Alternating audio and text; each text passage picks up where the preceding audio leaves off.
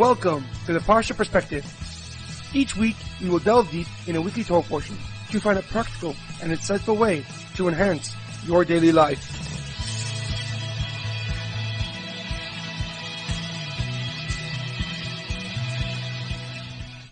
Thank you for tuning in.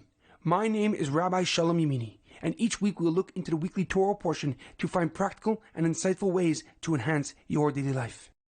This week's Parsha Perspective is in loving memory of Edward Ben Efraim, Shlomo Ben Edward, and Yirachmiel Daniel Ben Gedalia. May their souls be uplifted and may their memories be a blessing. This week's Parsha Perspective is in honor of the Refuah Shlema of HaRav Amitai ben Shoshanna and Shaul ben Berta. May they have a complete and speedy recovery. This week's Torah portion is Parshas Toldos, God's belief in us. Our Parsha introduces us to the third and final forefather of the Jewish nation, Yaakov Avinu. His parents, Yitzchak and Rivkah, had a similar issue to his grandparents, Avraham and Sarah, who were both childless for a long time. But after 20 years, God finally accepted their prayers, and Rivkah gave birth to twins, Yaakov and Esav. Even from birth, Yaakov and Esav were extreme opposites. The firstborn Esav was naturally red, hairy, and full of energy. On the other hand, Yaakov was small and only managed to emerge from his mother's womb because he grabbed onto his brother's heel. As the pasuk writes, "Achar kach," and afterwards, "Yatsa achiv v'yadei echezes be'ekav Esav." And afterwards, his brother emerged holding onto the heel of Esav. Vayikra Shema Yaakov, and so they named him Yaakov. As the two grew older, the differences between them became much more evident. Esav was a man of the field, an expert hunter, contrasting Yaakov, who was a gentle and modest person. Esav also served idols and married women from Canaan, which bothered his parents greatly. At the same time, Yaakov spent his time studying Torah and developing and creating his relationship with God. At the age of 123 years old, Yitzchak summoned Esav and stated that he wished to bless him.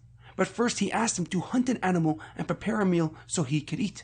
Rivkah, their mother, overheard this conversation and quickly made some food and told Yaakov to put some of Esav's clothing on to trick his father into giving him the blessings instead of Esav. And Yaakov did as he was instructed. He put on Esav's clothes and took the meal that his mother made and went into his father's tent. When Yitzchak heard someone coming into his tent, he was under the impression that Esav had returned because he was blind.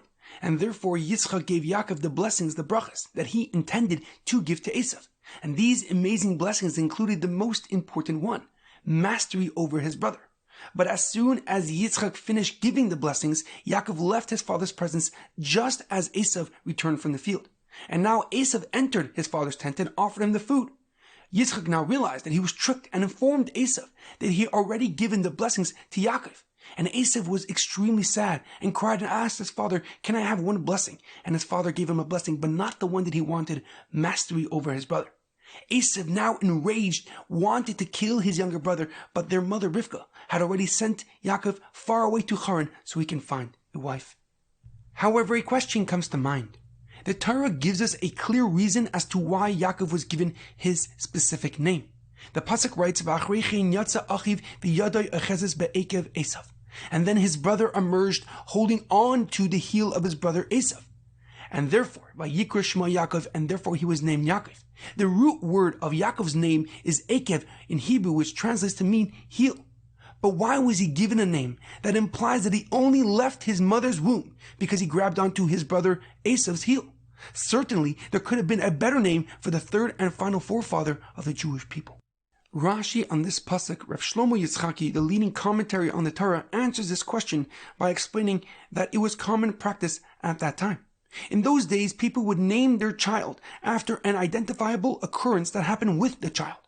For example, his brother named Esav because he was born hairy like an adult. As the pasuk writes, "Vayitza harishan admani kule ka'ader seir."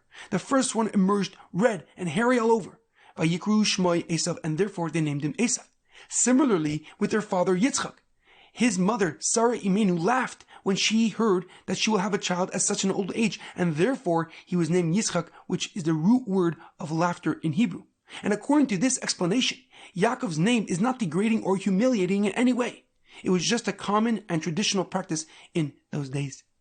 However, the Sifrono, Rav Ovadia Sifrono, an Italian commentary, gives us a deeper and more profound explanation. He writes that it was actually HaKadosh Baruch Hu, it was God himself who named Yaakov Avinu. He learns this from the pasuk that we quoted earlier. And then his brother emerged holding on to Esav's heel.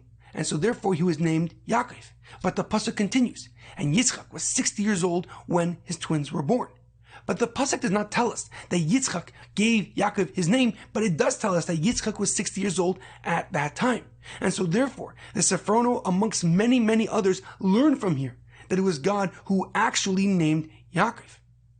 Rav Ovadia explains that God gave him that name because his children, his descendants, will forever hold on to God's heel. The Hebrew word for heel is Akev, and the Yud that is before the word Akev in Yaakov's name represents God, and therefore it means God's heel. And Rabbi Ovadia Sefrono explains that no matter how dire the situation will be, the Jewish people will never stop believing in God.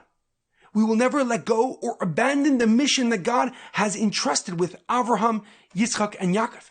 And this is the responsibility of making God's lofty name known throughout the universe, to illuminate the darkness of this world with his holy light. And this lesson is ever more important as we begin the month of Kislev this Friday. For daylight is becoming shorter and the darkness of the night is growing longer. But the holiday of light, Hanukkah, which makes it Kislev the month of light, reminds us that it is in the gloomiest of nights and darkness that light really shines.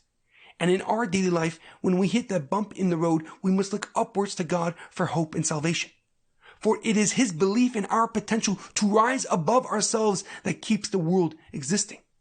In our heritage and history stem from people who never stop believing, who never let go of the understanding that it is our trust in God that affirms his faith in us. There is an immensely powerful quote from Rabbi Lord Jonathan Sacks of blessed memory. Behind the ethic of responsibility is the daring idea that more than we have faith in God, God has faith in us.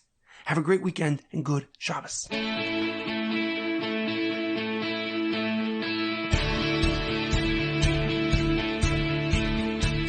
Thank you for tuning in to the Parsha Perspective.